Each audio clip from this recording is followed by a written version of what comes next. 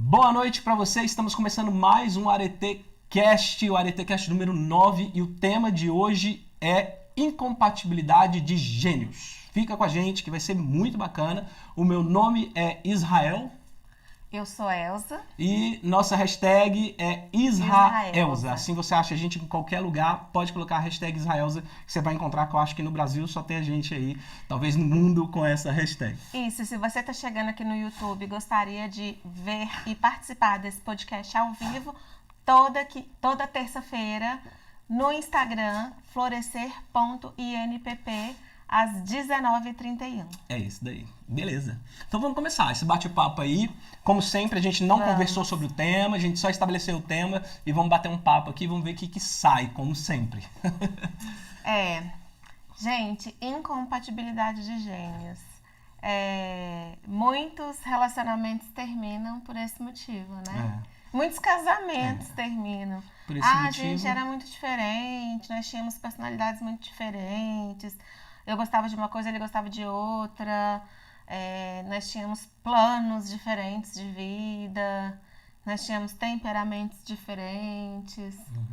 Né? Eu acho que a maioria das pessoas que encerram casamentos tem esse discurso. Pois é, e esse Nós éramos discurso muito diferentes. acaba sendo até uma desculpa, né? Onde que as pessoas se agarram também. Porque a incompatibilidade de gênios, nada mais, nada menos, que são pessoas que têm comportamentos diferentes, né? E há um problema, é claro, quando a gente casa, né, e tem um relacionamento com uma pessoa que tem valores muito distantes do nosso, mas isso é um papo para outro momento, a gente vai falar mais de padrão de comportamento.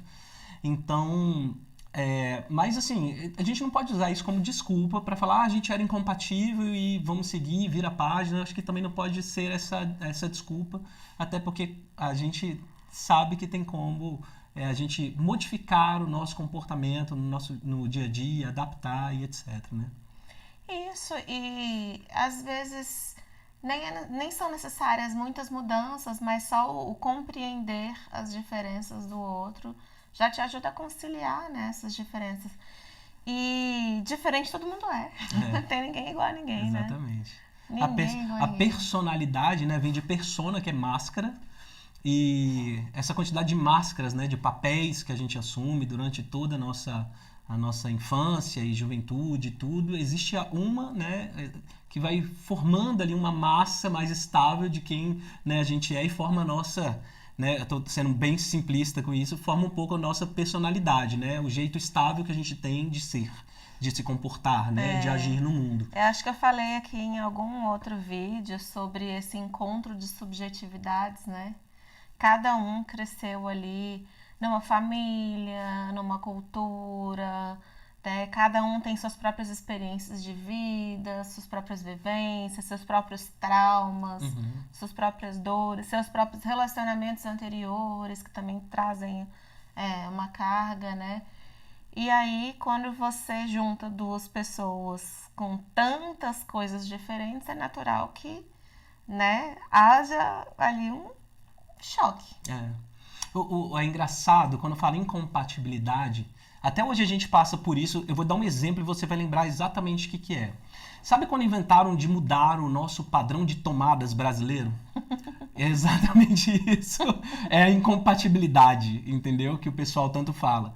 Mas tem como adaptar, entendeu? Tem adaptadores que você compra, né? Até hoje a gente passa assim, às vezes tem aquele que são 2 risquinhos e uma bolinha, né? Um pininho. Outros o padrão novo é um 3, né? São 3 bolinhas, né? 3 pininhos. O outro pininho é qual? São só 2, né? Esse é o mais simples da gente adaptar. São só 2 na entrada. E assim, a gente tem como fazer adaptações. Dá até para arrancar um pininho.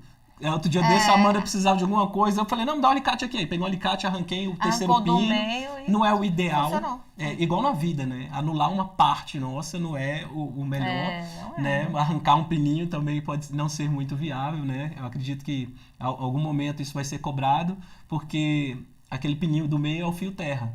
Então, eu posso ter algum problema arrancando fio terra, questão de estabilidade, etc. Então, já fica essa metáfora para você e talvez não seja o melhor adaptador arrancar uma parte de você para que você se anule totalmente em algo para fazer um relacionamento dar certo. Existem outras maneiras. Mas isso é a questão da incompatibilidade, que tem como a gente manejar.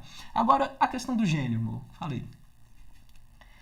Eu lembro de um negócio que a gente aprendeu na cabala com gênio. Lembra da história do gênio? Como a lâmpada do gênio começou? Conta aí. Eu vou contar, você não lembra não, vou te lembrar então. Olha como é que isso surge, é muito legal, essa história dos gênios. Ele surge com os povos semitas, né? Que tinha um costume, era o seguinte, cada família tinha sua receitinha de óleos essenciais. Então você pegava ali uma especiaria e outra, e cada família tinha uma receitinha. E essa receita era muito própria daquela família, e era passada de pai para filho, de pai para filho. É muito interessante isso. Então era o jeito daquela família, a energia daquela família, o emocional daquela família, toda vinculada naquela essência. E o bacana é que o local que ela ficava armazenado, para quando você queria exalar mais cheiro, você segurava com sua mão quente, fazia ali aquele óleo exalar mais. E quando você queria, tá? Que aquele gênio, né? Que aquele óleo, já deu spoiler, que aquele óleo aromatizasse mais, você esfregava o potinho, né? Esfregava o potinho que ele tava. E quando você esfregava, você aquecia e fazia o aroma, né? Esse potinho, gente, é aquela lâmpada do Aladim. É exatamente aquele que se transformou, né, nessa questão da lâmpada do Aladim, com essa história de você esfregar a lâmpada. Muito interessante. Por quê? Porque aquilo ali representava a família.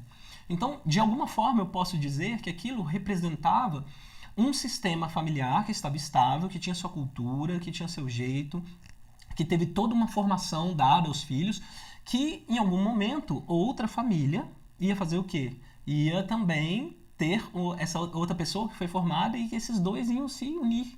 Né? Então, essa incompatibilidade é como se os valores, os objetivos de vida, a personalidade, o jeito de ser de uma família, o jeito de ser da outra família entrassem em choque o tempo todo. Isso ia causar grandes problemas. Isso é uma excelente metáfora, porque considerando que eu trago as minhas essências na minha lâmpada e você traz as suas, a gente, pensando aqui na aromaterapia, né? Aromaterapeuticamente, a gente pode combinar algumas das nossas essências e criar a nossa própria sinergia. Exatamente. Isso é muito interessante, nossa própria sinergia de óleos essenciais. E é exatamente isso que acontecia. Né? E nada impede de eu ter um pouquinho da essência que eu trouxe da minha família também numa individualidade, resguardado, e ora vai ser um aromazinho mais da minha família, que vai funcionar para a ocasião de vida, outra vez vai ser do seu, e outra vez, eu acho que talvez a maior parte, o nosso aroma. E eu acho que isso é legal. Que é o fruto do encontro das subjetividades, né? O terceiro aroma. É o terceiro que aroma. É totalmente diferente. E é essa compreensão que a gente quer que vocês desenvolvam, de que vocês conseguem compatibilizar esses aromas, compatibilizar essas essências que vocês têm. Porque, no fim das contas, os casais geralmente querem as mesmas coisas, mas tem um comportamento e outro que não está bem ajustado numa engrenagem e que vai fazer o quê? Vai ter os seus problemas, seus atritos, até que a coisa passe a fluir. Mas, objetivamente, todo mundo quer o quê? Quer ter uma família estável, feliz, os filhos sejam bem criados, estudem bacana, que ninguém passe necessidade. Todo mundo quer isso. Só que o homem quer isso de uma maneira às vezes e a mulher quer isso de outro. Um parceiro quer de um jeito, outro parceiro quer do outro, né? Então a mulher quer que essa jornada seja feita sem o homem fazer xixi na tampa do vaso, né?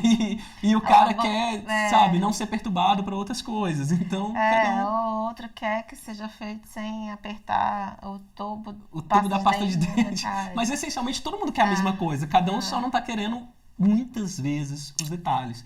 E esses detalhes, quando eles vão somando, causam problemas, porque é o que a gente tratou no podcast passado, que são os apocalipses, né? Aqueles cavaleiros, né? Que fazem um apocalipse do casamento, que começa no criticismo, e aí tem o desprezo, a defensividade e a questão da nulidade, da indiferença, né? Esses são os grandes problemas. Se você não assistiu o podcast passado, cara, tá imperdível. Passa lá, assiste, porque assim é bálsamo mesmo, é cura mesmo para os relacionamentos.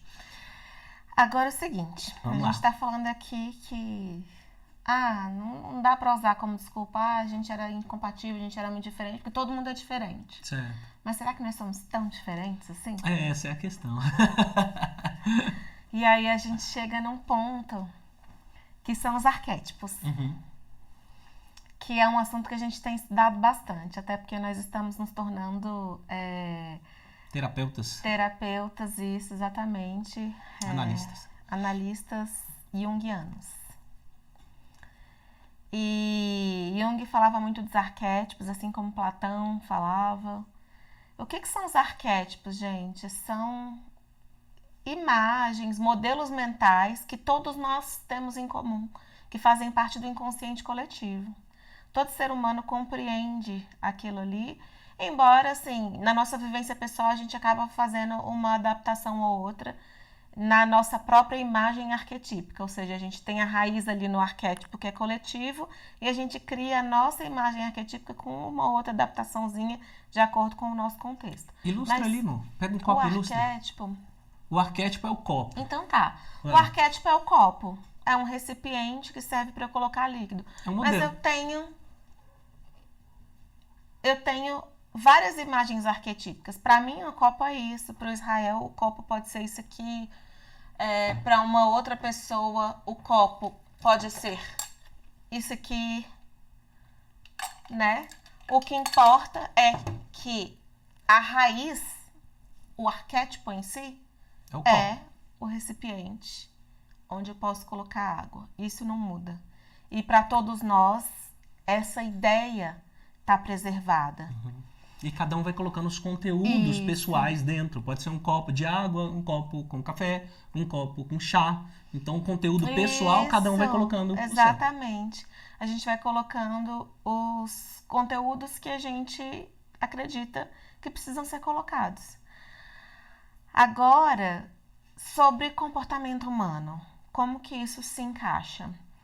Desde os primórdios que o homem estuda sobre o comportamento humano. Seja querendo entender como é que o homem funciona, seja querendo melhorar os relacionamentos. E o que se identificou é que nós temos algumas imagens de como que a gente deve se comportar em determinadas ocasiões e instintivamente isso já faz parte desse arquétipo, desse modelo que a gente tem, essa imagem primordial. Exatamente, dessa imagem primordial que a gente faz de comportamento. E a gente tem algumas características comportamentais que são muito comuns. Você tem o arquétipo do pai, né? Da mãe, da paternidade, da maternidade. Por exemplo, se eu penso em mãe, eu vou pensar em cuidado, em proteção, em nutrição. Acolhimento. Exatamente. E quando a gente fala de comportamento, já que a gente está falando de relacionamentos, gênios, a gente fala de perfil comportamental. E aí quando eu falo, nossos gênios são incompatíveis. Será que são incompatíveis mesmo? Às vezes nós temos perfis comportamentais diferentes. Quando eu compreendo isso, eu sei que cada perfil tem determinadas características e, embora diferentes, elas são complementares. Só que eu preciso conhecer esses perfis. Eu preciso saber qual é o meu, ou seja, eu preciso de autoconhecimento. Eu preciso saber qual é o perfil da pessoa que anda comigo, que caminha comigo, para saber quais das minhas características complementam ela, quais das dela me complementam, no sentido de que aonde ele tem lacunas, eu posso ajudar, porque nós somos interdependentes, né? Nós somos seres interdependentes, nós somos seres relacionais e essas diferenças são muito ricas para nós nesse sentido, porque nos levam a reconhecer essa interdependência, a necessidade que nós temos de apoio uns dos outros e também desenvolve essa capacidade da gente de tolerar aquilo que no outro nos incomoda também, né? Porque quando a gente compreende os perfis comportamentais, a gente vê que cada um deles tem pontos fortes e tem pontos de melhoria. Então, assim como eu tenho os meus pontos de melhoria, as minhas lacunas aqui de desenvolvimento que eu preciso trabalhar, eu começo a entender que o outro também tem. E e eu passo a tolerar melhor as lacunas do outro, porque eu descubro que eu também tenho as minhas e que ele tem tolerado as minhas. Então vamos só arrematar essa parte que a gente falou de arquétipo, de modelo. Então o arquétipo é como se fossem imagens que tem lá dentro, da parte mais dentro da nossa cabeça, lá no inconsciente, que a gente herdou de todos os modelos dos nossos ancestrais, pai, mãe, bisavô, tataravô e etc. E esses modelos são como modelinhos de copo. Então existem vários modelos. Então eu tenho um modelinho, o arquétipo da mãe, do pai, o arquétipo do herói. Então todo mundo tem vários modelinhos, vários padrões, né, O velho de sábio, o significado. ancião, o mago. Isso, legal. E aí essas cada coisas. um de nós, de acordo com a nossa vivência, com a nossa experiência de vida, criação, valores, etc., a gente vai colocando conteúdos nesse copo. Então a base é a mesma, mas o significado de pai, de mãe, o significado do herói, de como isso significa pra mim, de como eu faço a leitura disso, vai ter um pouquinho mais de uma especialidade, mas o básico do básico geralmente é a mesma coisa. Então por isso que a Elza falou com muita propriedade de que o arquétipo da mãe é o arquétipo que diz o quê? É o cuidado, a proteção, etc. O pai é a disciplina, a governança, a diretiva, né, a proteção, a autoridade, etc.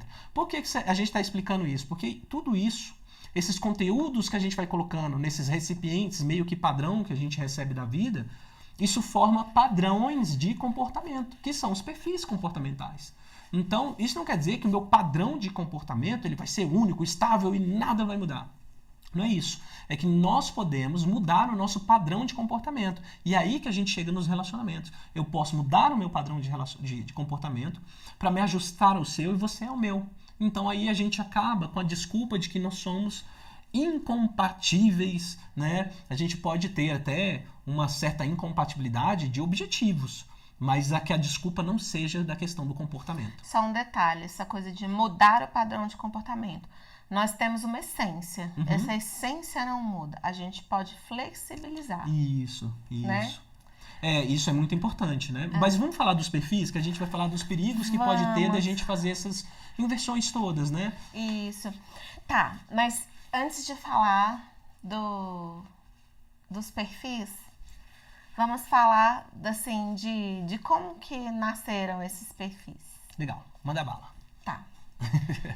Como eu falei, desde os primórdios se pesquisa e se procura entender sobre isso.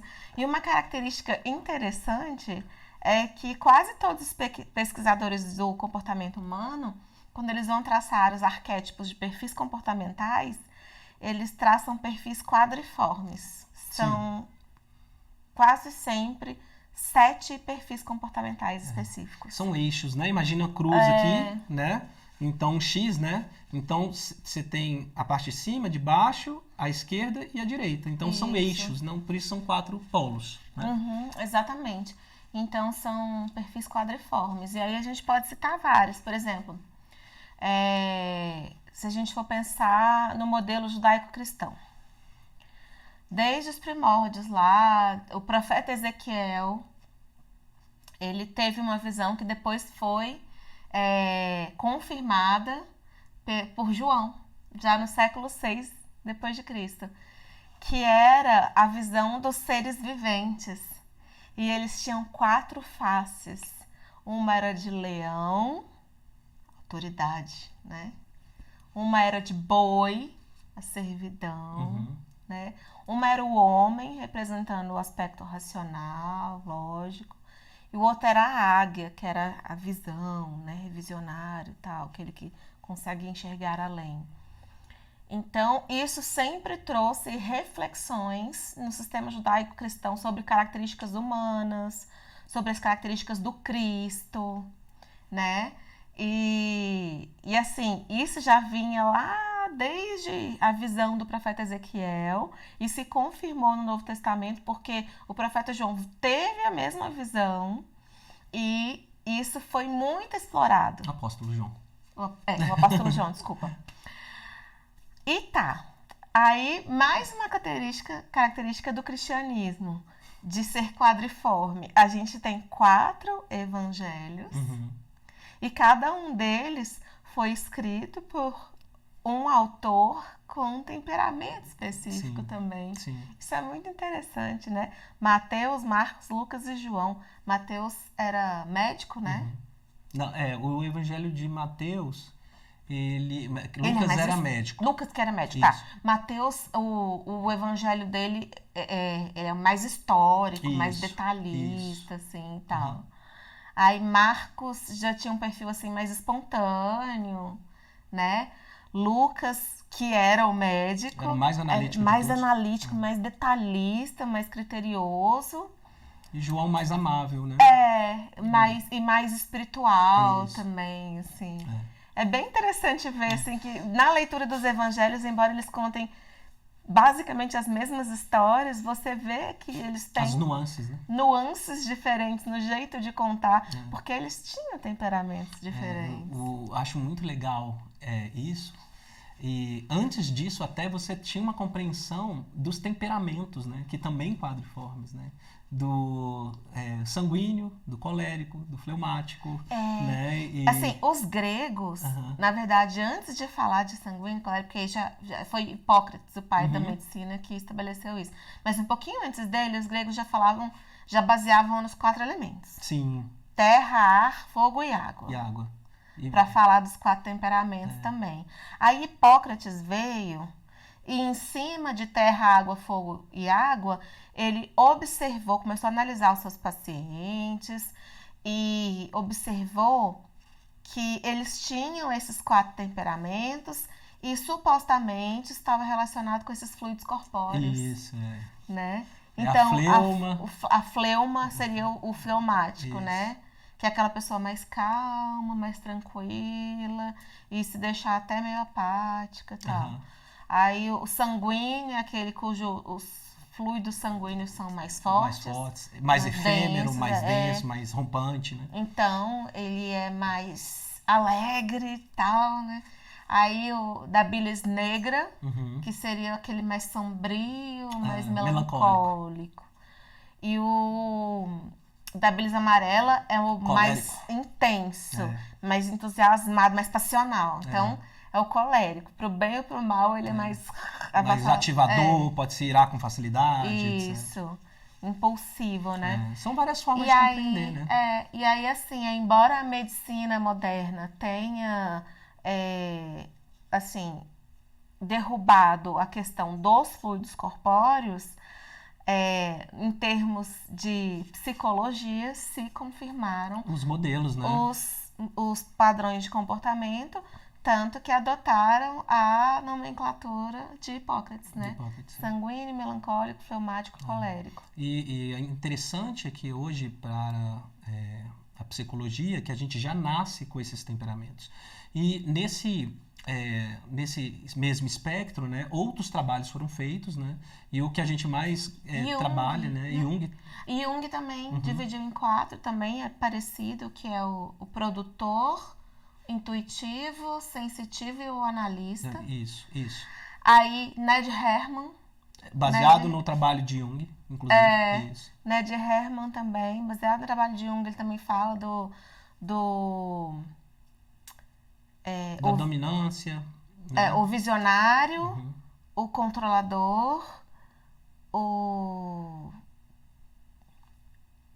organizador e...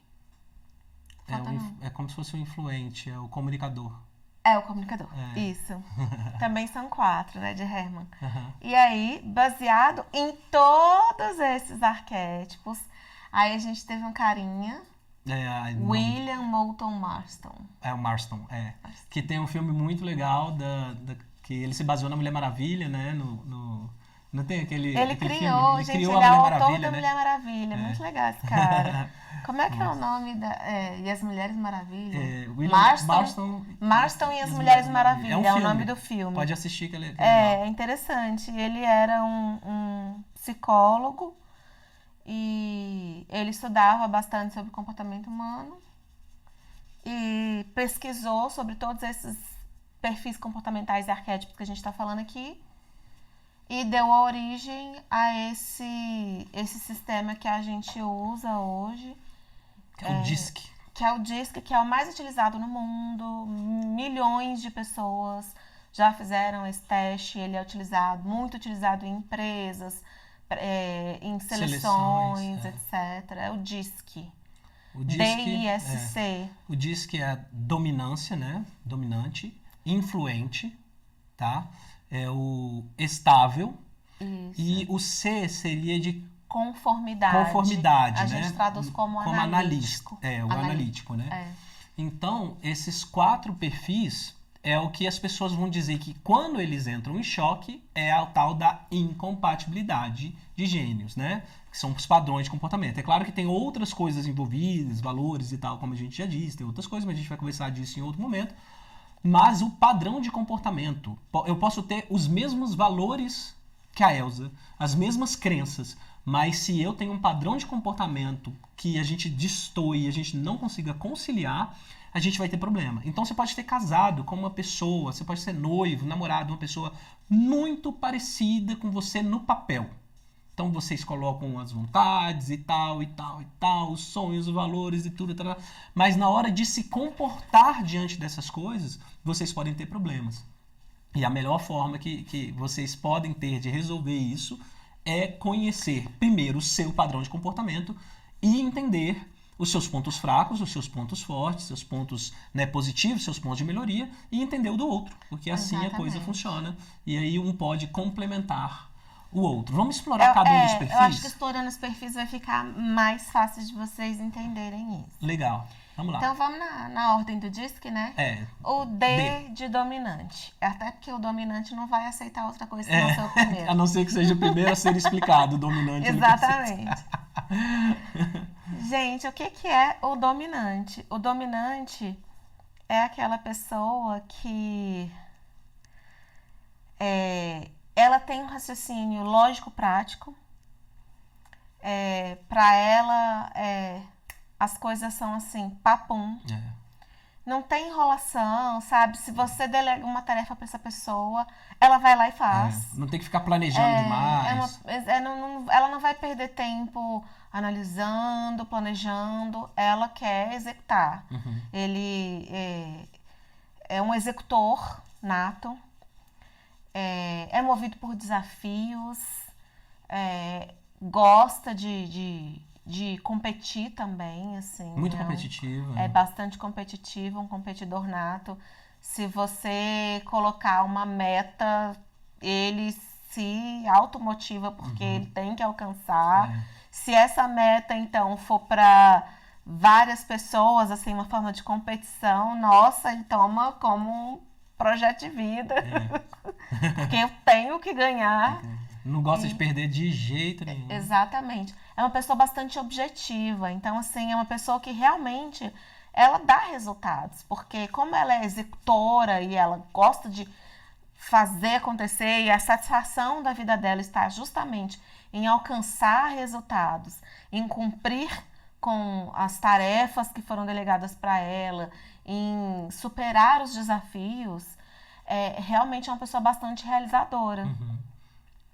Geralmente é uma pessoa muito dinâmica no trabalho. Muito dinâmica. Que quer resolver as coisas. É uma pessoa que busca um protagonismo, uma liderança muito, né, impulsiva e tal. É um líder nato. Um líder nato e tudo. É um líder nato. E no casamento, como é que ele se comporta? É aquela pessoa que toma as iniciativas. E é importante até falar já das lacunas desse perfil, porque como é uma pessoa muito lógica, prática, ela já sai fazendo. Então, quais são os cuidados que o dominante precisa ter, que ele geralmente não observa por ser muito assim? Ele às vezes atropela as outras pessoas. Ele não considera que ao lado dele existem outros seres humanos que têm temperamentos diferentes, que pensam de forma diferente. E tipo assim, às vezes você falou que tem que fazer uma coisa, ele já saiu fazendo e nem ouviu como você esperava que fosse feito. E, às vezes ele nem entendeu o contexto todo e já sai fazendo, tem isso também. E aí no casamento, por exemplo, isso pode ser um problema porque a pessoa já sai tomando iniciativa. Por exemplo, Às vezes, existe uma decisão que precisa ser tomada, de fato, e que exige uma resposta rápida. Só que é um assunto que precisa ser decidido por ambos, eles precisam estar em comum acordo. Só que o dominante, ele vai tender a ir lá e resolver tudo sozinho. Sim. É quando chegar e contar pro outro, mas peraí, eu não queria que fosse assim. E aí começam os conflitos. Que você não me Peraí, ouviu, não é você não você me que decide ouve. isso sozinho. Ah, você não me ouve, você sempre faz as coisas sozinho, não é assim, não pode ser assim.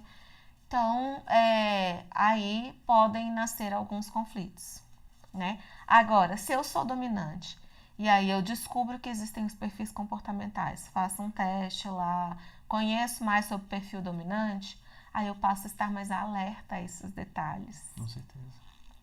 Eu passo a observar mais também o meu jeito de falar, porque o dominante é mais papão, mais direto, vai direto ao ponto.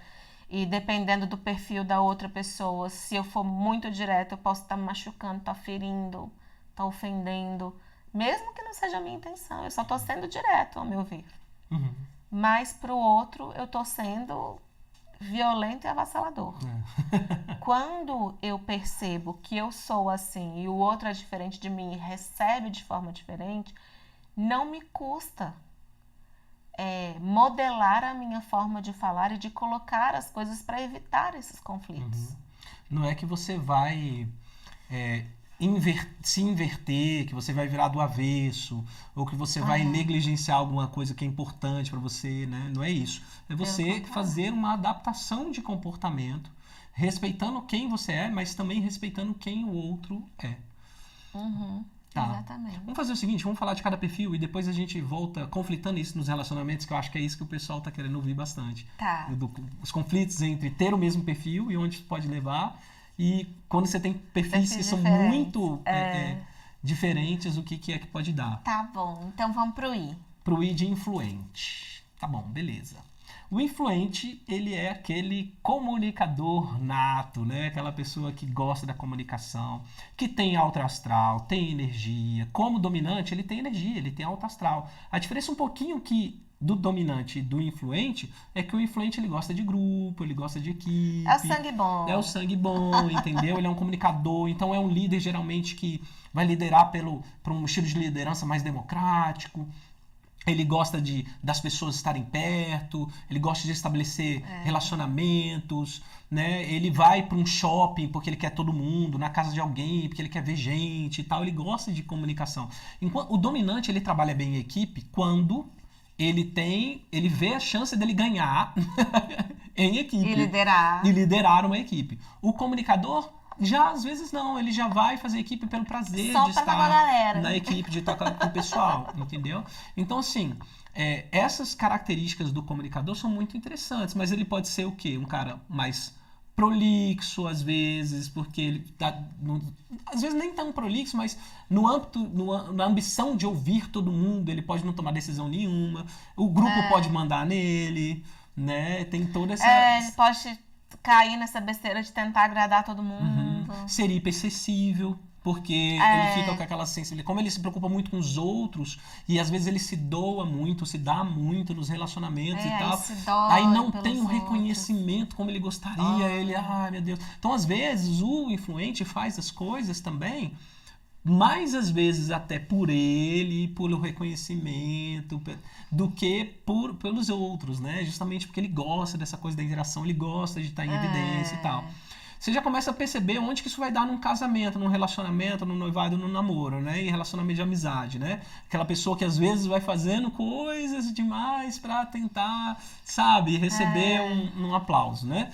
Mas assim, o comunicador, né, o influente, ele é um cara, sim, sensacional, uma pessoa incrível pra você ter como amigo, entendeu? É parceiro, é companheiro, geralmente gosta de tempo de qualidade, tem tudo isso, né? Então essas são as características gerais de um influente. No relacionamento é aquela pessoa que é agregadora na família, que gosta de juntar todo mundo, que vai fazer o almoço de sábado, que programa as festinhas de aniversário, que quer juntar as pessoas e que tá sempre fazendo tudo pra todo mundo. Né? E que às vezes, quando tá disfuncional, também sufoca os outros, assim, sabe? Com excessos de cuidados e de coisas, né? Então... Fica aí esse detalhe sobre o influente. O próximo é então assim, ó, num círculo, o dominante e o influente estão na parte de cima no círculo. Então imagina o círculo aqui, se você cortar esse círculo no meio, o dominante e o influente estão aqui em cima, porque eles são pessoas mais voltadas à alta energia, né? A uma maior. Um mais voltado para a questão da competição, de ser rápido, de fazer as coisas, o outro mais voltado a um relacionamento, mais relacional. Agora, na parte de baixo desse eixo, ó, então tá aqui, ó, a parte de baixo do eixo, a gente tem dois outros perfis. O da esquerda embaixo é o estável. Vamos falar um pouquinho sobre estável? Vamos, gente, estável. O próprio nome diz, é aquela pessoa que ela preza pela estabilidade, pela harmonia. Não mexe com quem tá quieto, né? Né? Não mexe em time que tá ganhando. Tá tudo bem, tá tudo certo. Não gosta de mudança. Né? Assim, tá ali na zona de conforto dele, não mexe. Ele gosta de um planejamento. Sim, ele gosta exatamente para poder garantir essa estabilidade. Então, a pessoa que aquilo que você tiver que fazer vai ter que ser minimamente planejado para que ele possa garantir que tem início, meio e fim. Isso, que tem início, meio e fim, que essa linha vai se manter estável, que não vai ter muitas oscilações, porque ele não gosta de problemas. Não gosta muito de surpresa. Não gosta de conflitos, não gosta de surpresas. Nada de mudar roteiro de viagem. Isso, esse negócio de... não, amanhã a gente vai... Não, eu preciso saber agora o que a gente vai fazer amanhã para eu dormir sossegado. Entendeu? Sossego. E é uma pessoa que ele demora mais um pouco quando em comparação com os dois outros perfis, que é o dominante e o influente, para tomar decisões, mas depois que ele toma suas decisões, ele vai no ritmo dele, vai fazendo as entregas dele, ele chega lá também. Isso, né? Então... é uma pessoa que ela é apaziguadora, justamente porque ela não gosta de conflitos, então ela faz o possível para não entrar neles e ela tá sempre tentando contornar ali as situações. É harmonia, né? Ele gosta de harmonia. Busca harmonia mesmo. O que mais que se pode dizer sobre o estável? A gente já rasgou muita seda pro estável. Quais são as questões do estável agora? Os pontos de melhoria. Ele pode ser procrastinador para tomar algumas decisões. Exatamente. Né? Esse negócio de não gostar de mudança, né? Ele acaba se tornando inflexível e às vezes perde oportunidades, deixa de crescer porque quer manter a zona de conforto dele ali, não permite expandir a zona de conforto, que é agregar novos aprendizados, porque não quer fazer esses movimentos. É bem isso. E o outro é o analítico, né? Que a gente vai chamar de como é que é? Em inglês, eu nunca lembro como é que fala. O conformidade. A gente vai falar em conformidade. Eu nunca lembro como é que fala o termo dele em inglês. Mas beleza. O que a gente, ao invés de falar conformidade, nós traduzimos aqui como analítico, porque faz mais sentido. Que é aquela pessoa que ela é mais detalhista. Metódica também. Ela, de certa forma, é até meio pessimista, porque ela vai pensar em tudo que pode dar errado antes de acontecer. Porque tudo tem que ser milimetricamente calculado. Todos os meus movimentos são friamente calculados. Exatamente. Então, é uma pessoa que pode ter dificuldades para concretizar as coisas, porque ela perde tempo demais ali nos cálculos e planejando sendo muito minucioso e metódico. E perde tempo ali e acaba não fazendo, ou então não se arriscando. Isso é uma característica comum com o estável. É verdade. A pessoa que não assume riscos. O estável não assume riscos porque tem medo de afetar a estabilidade dele. No caso do analítico, é porque ele avaliou todos os critérios e ele viu que existem muitas possibilidades de dar errado, então ele prefere nem mexer, porque ele é pessimista. Ele pode não concretizar muitas coisas, né, por conta disso, porque ele vai ficar tão preso aos detalhes, aos riscos e tal, e quase nada entra dentro que a gente chama de apetite de risco. Tipo, raramente uma pessoa dessa assume um risco médio e baixo. Apetite de risco é tudo aquilo que está dentro do risco médio e baixo, né? Ou seja, tem mais, os benefícios são maiores do que os prejuízos, né? Então, às vezes, o analítico ele vai querer que o risco seja sempre baixo ou baixíssimo. E aí ele não vai estar nunca, sabe, se arriscando na medida. E a vida tem dessas coisas, né? Da imprevisibilidade, da impermanência e de se apresentar assim do dia da noite as coisas mudam, né? Trazendo para o relacionamento, a gente não trouxe estável, inclusive, para o relacionamento. Pensando no estável no relacionamento, que é aquele que evita os conflitos, que quer se manter ali na zona de conforto. Como que a gente pode contextualizar isso no relacionamento? Bom, pode ser uma pessoa que ela pode empacar um pouco os planejamentos familiares, né? Porque às vezes ela vai querer que as coisas sejam no ritmo dela. Então, as questões, às vezes, da vida pedem uma celeridade maior na questão das decisões. Porque tem coisa que você tem que decidir do dia para noite e aí ele pode se desestabilizar. E às vezes o contexto familiar exige uma mudança e ele não gosta, ele resiste. Aí atrapalha os planos. E aí ele nem dorme na noite porque ele não teve tempo de se planejar, entendeu? Então fica ansioso. Ou então também é uma pessoa que pode se autonegligenciar porque por evitar conflitos vai sempre cedendo. Não, então tá bom, então faz. Não, então tá bom, então faz do seu jeito. Não, tá, então faz assim. Aí acaba abrindo mão de muitas coisas e quando vê, ela tá toda esburacada, porque abriu mão de várias partes de si. E tá se sentindo pra atormentado. Evitar o conflito. E se sente atormentado, porque ele tem necessidade de entender a big picture. Ele tem necessidade de entender o início, sabe, o meio, o final, onde que isso vai dar e tudo. Ele tem esse desejo por completar, sabe, a imagem do todo. E se ele fizer concessões demais em prol da estabilidade em si, ele pode ter grandes questões no relacionamento. O analítico, porventura, dentro de um relacionamento, ele pode ser aquela pessoa muito metódica, cheia de milindres, né? E todo mundo tem que ficar muito cheio de dedo com ela, porque se não for do jeito dela, não tá bom, aí pode emburrar, ou pode ficar, sabe? Tem que ser exatamente do meu jeito. Principalmente se ele for daquele tipo que se apega a pequenas coisinhas, né? Tipo, a casa tem que ser arrumada desse jeito, a comida tem que ser feita daquele jeito. Não, pra gente viajar, tudo tem que ser milimetricamente planejado desse jeito. Eu vou fazer o roteiro assim, assim, assim, assado. E a viagem nunca sai, porque nunca termina e quando sai, de nada pode ser parametrizar diferente. tudo. Nada pode ser diferente da viagem que ele planejou. Aí acaba engessando muito as coisas e perde a flexibilidade, o jogo de cintura, o relacionamento fica ali muito engessado. E aí, Bom, e vamos agora colocar os conflitos da vida. Quando um dominante, né, mantém um relacionamento com um analítico. Lá você conheceu o príncipe, a princesa da sua vida. Tudo bateu, menos o comportamento, menos a forma de executar as coisas. E aí, como é que faz? Esse, assim, é o pior cenário, são os cruzamentos, os opostos mesmo. Né? Então, assim, vamos dizer que tá ali, o casal de namorados fala, tá na hora da gente fazer uma viagem juntos, já que a gente tá falando de viagem. E aí, eles concordam assim, então vamos pra onde? Vamos pra Chapada? Chapada dos Veadeiros, vamos pra Chapada. Aí o namorado chega no dia seguinte falando que comprou as passagens, já fez as reservas, não sei o quê. A namorada analítica vai entrar em desespero. Como assim? Quando que dá? Não, mas peraí. Deixa eu ver na minha agenda. Onde que a gente vai ficar exatamente? Na semana seguinte eu vou ter prova e eu tinha que estudar.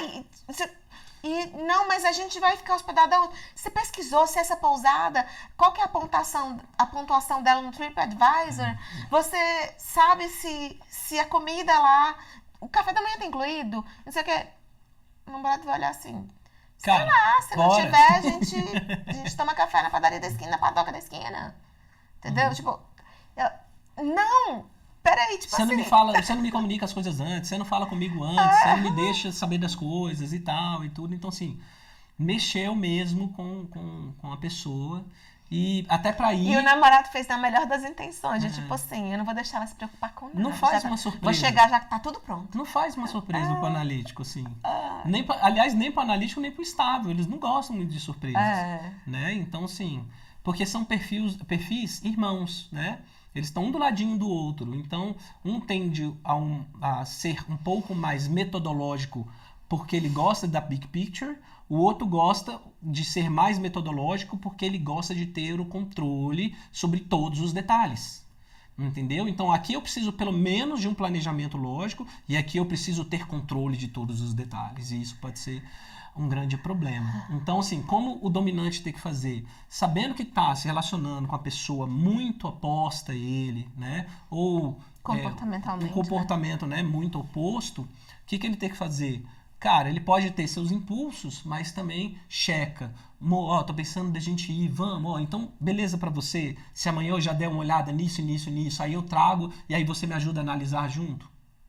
Aí, ó, você falou a língua do analítico. Não, ele já vai lá e faz, vai trazer, mas ele vai apresentar uma objeção, claro. Não, mas você não esquece de ver isso, você não esquece disso. Não, mãe, então me manda a listinha do que você quer que eu veja, pra deixar que amanhã eu vou pôr atrás desses negócios todos. Já então, chego com você com tudo aquilo que você me pediu e a gente decide. 3 opções aqui de pousada e, sei lá, 2 opções de data e assim, decida e me fala que eu vou fechar.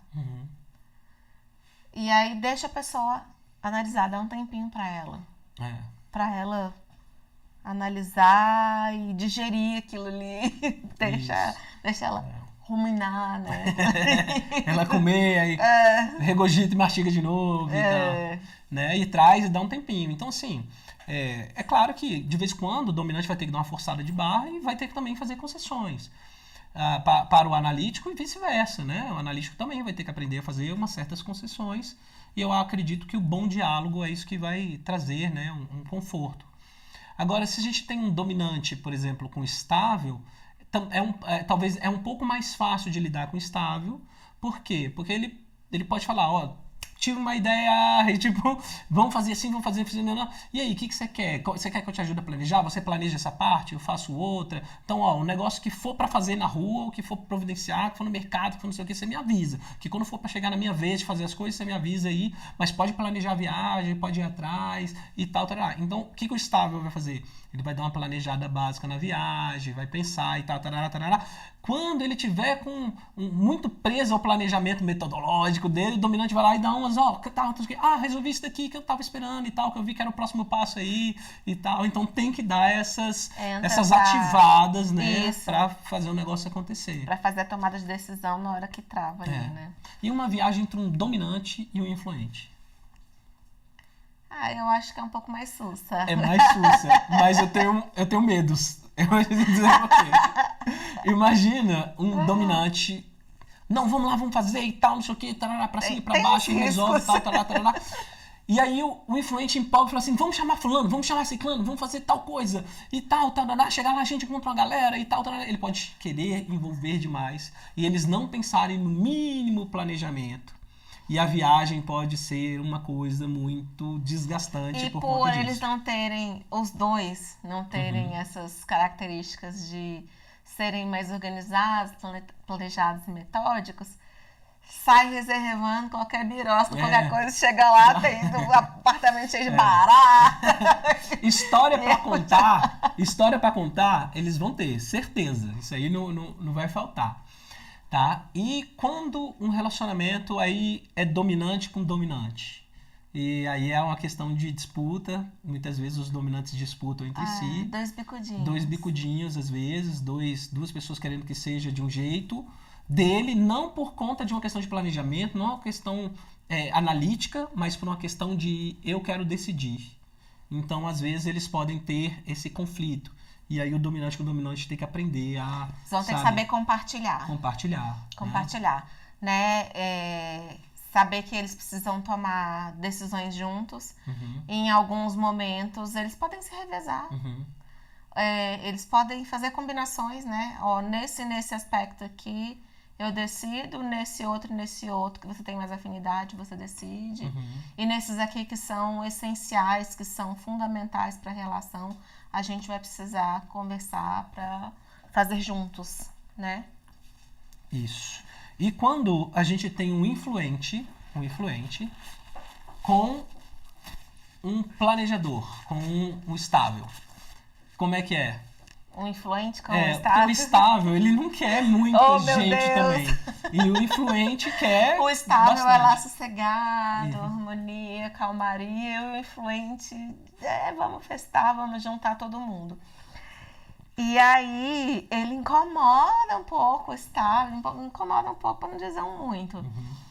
E por quê? Porque nesse afã de querer estar sempre no meio de gente, querer estar sempre reunindo as pessoas, ele desestabiliza um pouco o estável. Então, por exemplo, num relacionamento, precisa haver um cuidado. É claro, o estável vai ter que sair um pouquinho da zona de conforto dele, porque existe uma necessidade do influente que precisa ser satisfeita, que é de pôr a cara no mundo de vez em quando. Sim. Mas o influente também precisa respeitar a característica do estável de ser um pouco mais introspectivo. Então, é aquela coisa que a gente fala aqui de vez em quando, né? De os casais respeitarem suas individualidades, né? Às vezes eu vou ter que ceder e ter um programa mais calminho aqui, vamos ficar sossegado em casa, vamos assistir uma série esse final de semana. Às vezes é o outro que vai ceder, que vai fazer um programa comigo, com os meus amigos. E vai ter final de semana que cada um vai pro seu lado, tá tudo bem. E tá tudo bem, exatamente. Que cada um tá atendendo sua própria necessidade. O estável vai estar lá sozinho porque ele se curte, ele curte estar só, ele curte a solitude dele. E enquanto o influente tá fazendo tudo que ele quer fazer e colocando para fora toda a energia que ele não consegue colocar quando o estável tá junto. E aí precisa de maturidade, né? Eu acho que no final das contas, maturidade. a gente vai terminar de fazer os cruzamentos aí de padrões de comportamento, mas no final das contas é sempre uma questão de maturidade, saber que o outro está fazendo algo de maneira individual, não significa que ele é individualista, né? E não significa que ele não é parceiro. Você entendeu?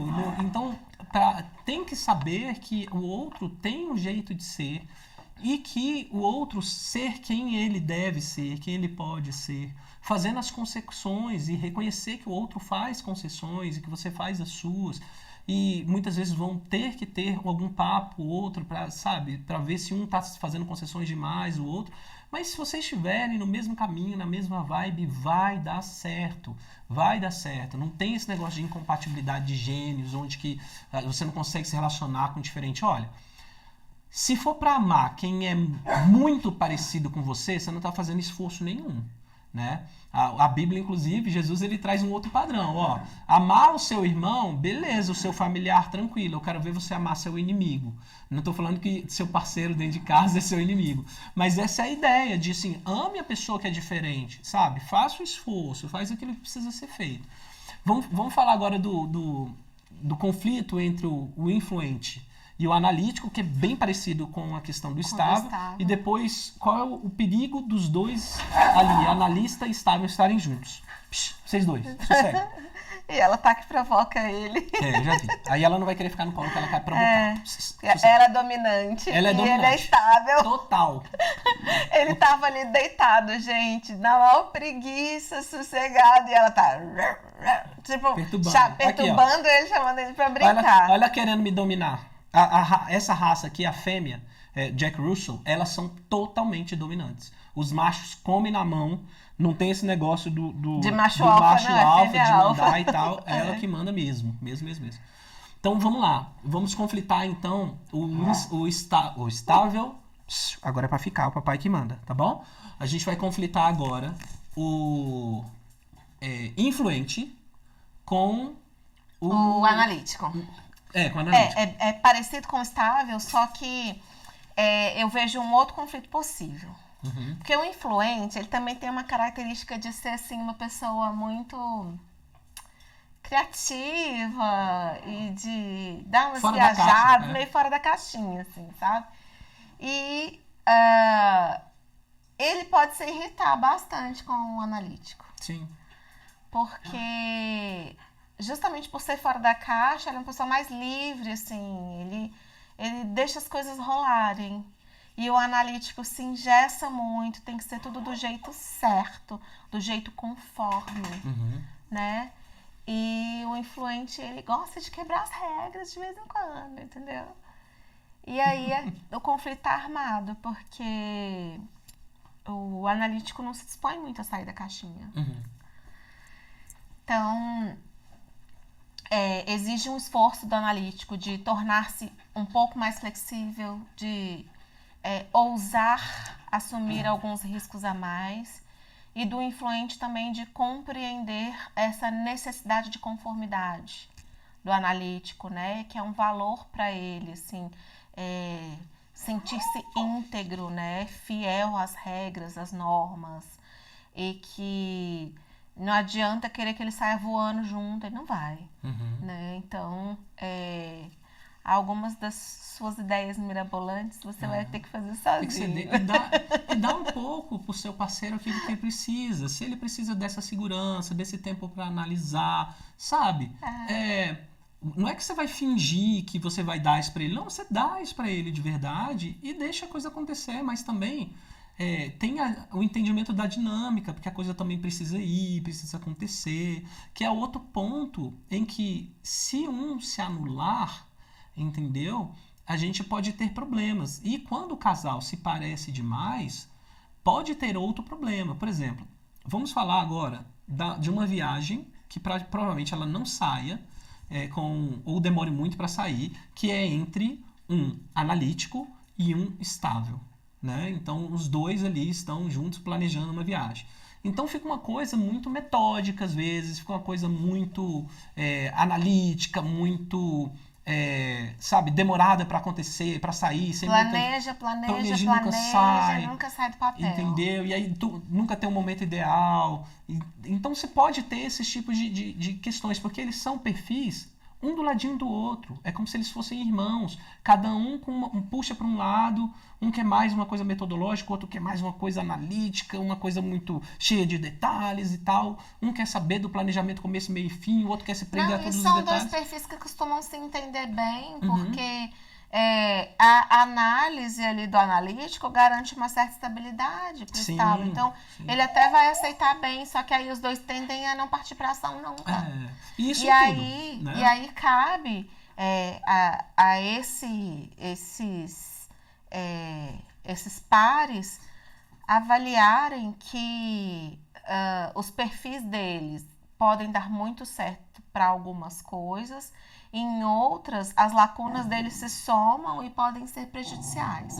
Então, nesse caso do analítico com o estável, é importante... tem um lema que eu coloco para essas pessoas, que é feito é melhor do que perfeito. Né? A gente nunca vai reunir as condições ideais para absolutamente nada. Né? Assim, condições de clima, de tempo, de preparação psicológica. Não, assim, alguma coisa vai estar fora do lugar sempre. Então, é importante a gente fazer. Né? Não vai ser perfeito, nunca vai ser perfeito, ninguém é perfeito. A gente tem que tentar, a gente tem que colocar em prática e vai aperfeiçoando conforme as coisas forem rolando. Sim. Nos relacionamentos, a gente pode ter assim, muita disparidade entre os padrões de comportamento. E aí é aquele lance que a gente já falou, de você fazer as concessões, ser inteligente nesse sentido, prestar atenção no que o outro precisa, necessita, quais são os valores, né, do outro ali que estão em jogo, a questão do comportamento. E quando eles são muito próximos, também é preciso ter cuidado, porque a vida precisa acontecer com o dominante e o influente, por exemplo. Eles podem ter necessidade de um certo planejamento para fazer as coisas no relacionamento, no casamento dar certo, né?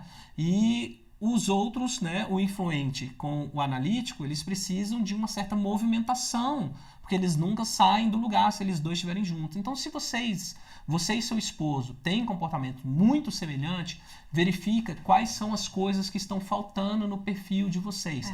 Presta bastante atenção, porque isso pode atrapalhar bastante vocês, porque muito parecidinho também pode não trazer os desafios que vocês precisam, ou pode trazer muitas dores de cabeça com ações inesperadas, né, e com disputas. Aqui em casa, nossa experiência é a seguinte: eu sou dominante e influente e a Elsa é dominante e influente. Então, nós dois temos o perfil de comportamento muito parecido. Quais são os cuidados que a gente precisa ter? Primeiro, o meu dominante alto, o dela também. Então, às vezes eu falo, opa, nesse ponto eu conheço minha esposa. Ela não vai ceder, então é a minha vez de ceder. Ou então, nesse ponto, eu vou respirar fundo e depois a gente vai conversar. E às vezes é o contrário. Principalmente nos conflitos a gente tem que ter cuidado. Porque se ele vier com o dominante dele ativo, minha filha, o estrago tá feito. Ela não consegue. Geralmente você tem mais problema de aceitar o meu dominante do que o seu. Né? E aí tem essa. Se ele vem, tipo assim, mais. Muito impositivo, muito impositivo, a brutamontes aqui também. Também cresce a crista. Opa! Entendeu? E é engraçado que a gente conhece esse perfis. E eu já falo, opa, pera lá, tu é dominante, mas eu também sou, qual é? Aí a gente já começa a rir, já quebra o gelo. Isso, e é legal. Então, assim, se você tem um perfil muito, díspare, muito diferente, vocês têm a vantagem de ser complementares, mas vocês vão precisar, entendeu? Saber ordenar isso, conciliar, fazer isso virar uma sinergia. Se vocês são muito iguais e tiverem bastante maturidade, vocês podem romper com muitos limites. Mas tem um problema de vocês atropelarem processos ou não fazer absolutamente nada. A gente tem uma salvação aqui também, tá, gente?